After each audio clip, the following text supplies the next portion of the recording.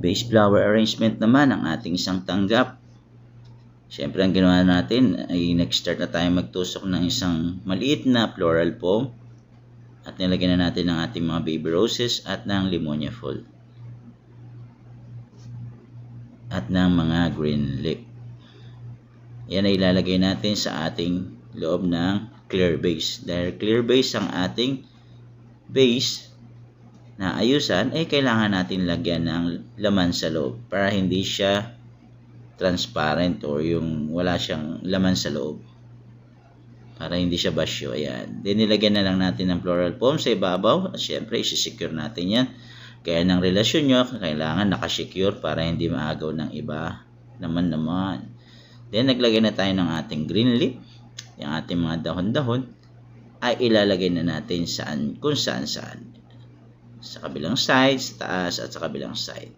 At yung mga dahon-dahon ng ating green leaf ay ilalagay din natin sa bandang baba. And syempre magtutusok na tayo ng ating Limonia Fall na violet at ng ating baby roses na white.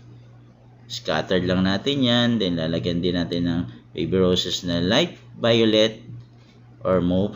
And then ang ating accessoire na violet or pushy pink. Ayan. Ayan, nalalagay na rin natin yan mga Limonia Fall. Alternate lang ang ating gagawin. Mix lang natin. Imekos-mekos ang ating baby roses at ang ating Limonia Fall. Ang ating mga baby roses ay dalawang kulay. Isang sukari or beige at ang ating mauve or light violet. At ang ating Limonia Fall ay dalawang kulay din.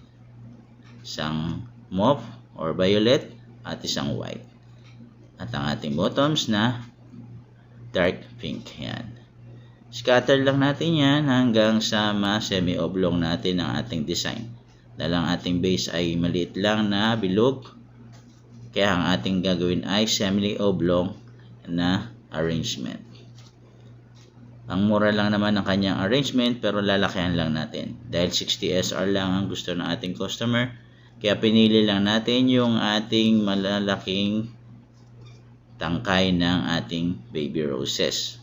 Yung maraming laman na baby roses para marami siyang maging arrangement or malaki yung sistema ng kanyang design. Yan. Yan guys, malapit na nating matapos ang ating arrangement.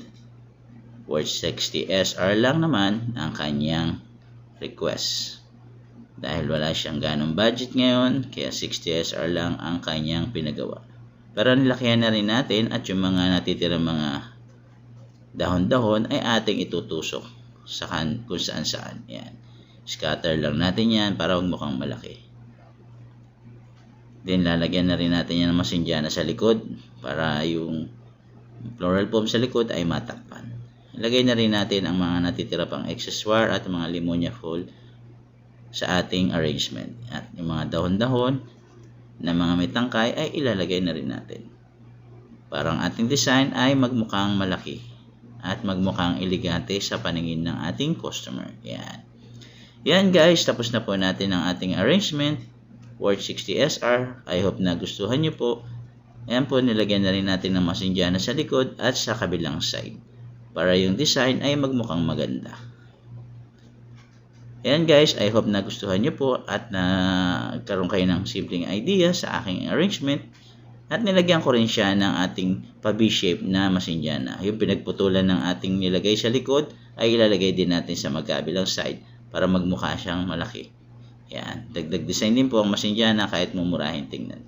Ayan po guys, tapos na po. Paki-like and share and follow naman po. At paki-comment ko sa nakarating ang aking video para mapasalamatan ko po kayo sa susunod na aking video. Pakisuportahan na po natin ang lahat ng mga nagbablog at mga flower arrangement saan man sa sulok ng mundo. Maraming salamat po.